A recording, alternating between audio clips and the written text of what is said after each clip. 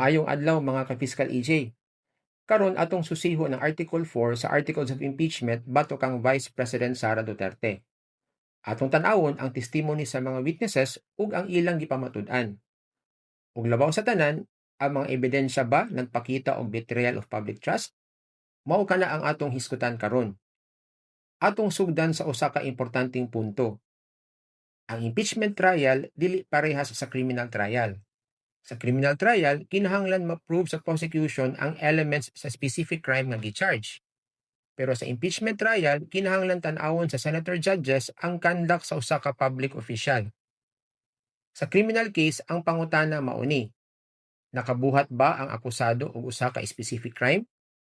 Nakabuhat ba siya og grave threats ubos sa Article 282 sa Revised Penal Code?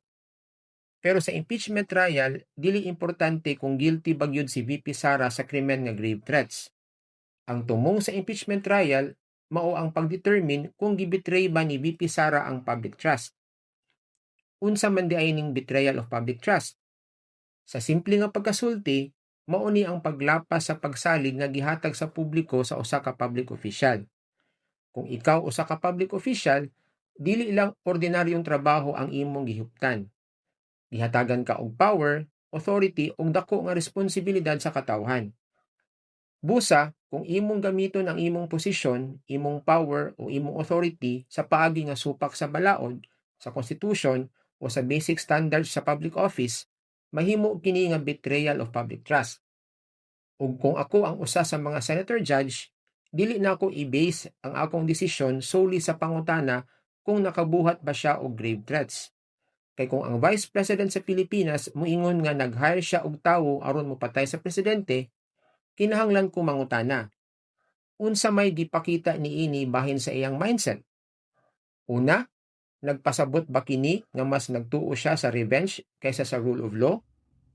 Imbis nga tugutan ang balaod nga musulbad sa usa ka personal o political conflict, ang alleged solution kay mangita og tawo nga mopatay sa iyang kontra? Ikaduha, nagpasabot ba kini nga willing siya mogamit og extrajudicial killing aron masulbad ang personal o political conflict? Ikatulo, abogado siya. Nanumpa siya nga iyang respetuhon ug panalipdan ang konstitusyon ug tumanon ang balaod. Busa, mangutana ko, unsaon man nato pag-expect nga ang usa ka lawyer nga publicly naghisgot sa pagkontrata og killer mahimong mag-inspire og respeto sa balaod? Ug ikaupat, Vice President siya sa Republic of the Philippines. Ang Vice President kinahanglan mahimong simbolo sa constitutional government, simbolo sa rule of law. Dili usa ka tawo nga murag nagtuo nga ang justice mahimong ipatuman pinaagi sa assassination. Karon, ato ning himuong mas simple. Imagine nga naa kay amigo nga naay kaila nga killer nga pwede niya makontrata anytime. Gikontak niya ang maong tawo aron mopatay. Ug mi-agree pod ang killer. Would you consider that conduct acceptable? Moingon ba ka, wala may nahitabo, wala man nadayon, wala man gipatay? O moingon dayon ka, dangerous ni nga tawo?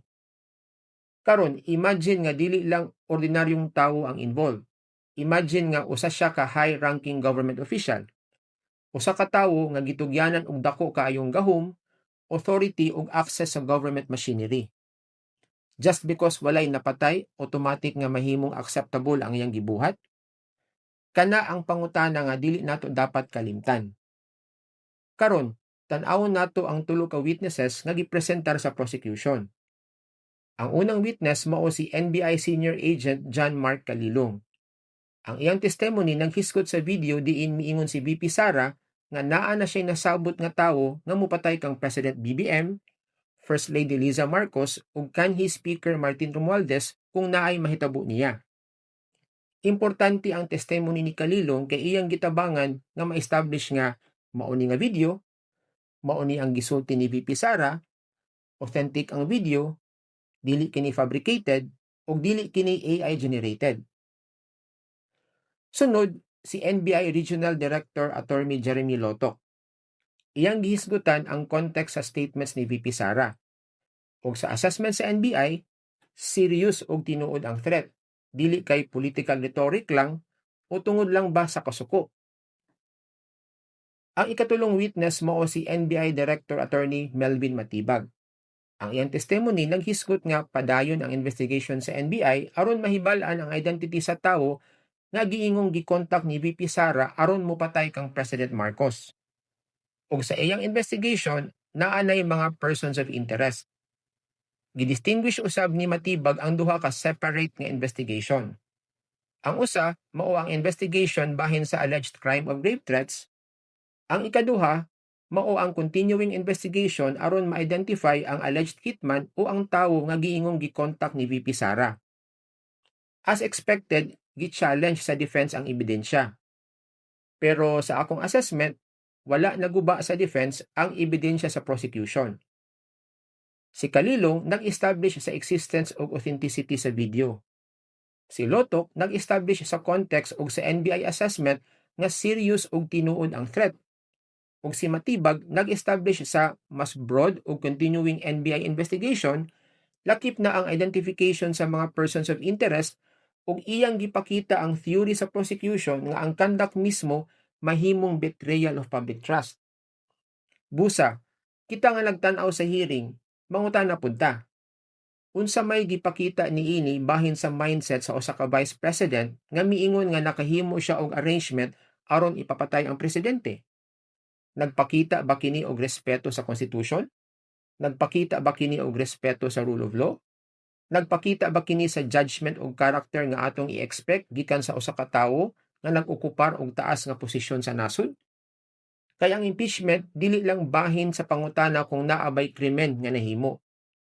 Ang impeachment mao ang pag-assess kung ang usa ka public official nakalapas ba sa public trust.